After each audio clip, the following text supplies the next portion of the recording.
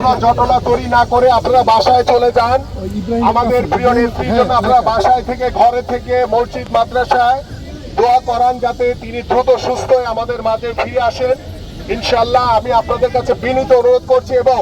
অন্যান্য যারা রোগী রয়েছে তাদের স্বজনদের যাতায়াতের জন্য আপনারা সহযোগিতা করেন, কারণ আপনাদের এই ভিড়ের কারণে অন্যান্য রোগীদেরও চলাচলে বিঘ্ন ঘটছে, স্বজনরা বিরক্ত হচ্ছে। আমি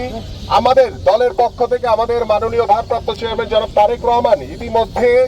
আমাকে পাঠিয়েছেন আপনাদের কাছে, এখানে কোনো প্রকার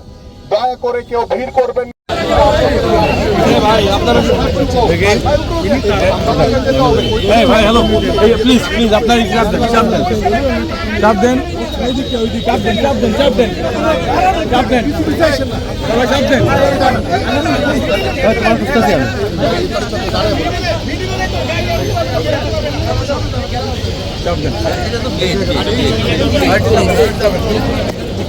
আমি আমাদের সকল নেতৃবৃন্দর কাছে বিনীত অনুরোধ করছি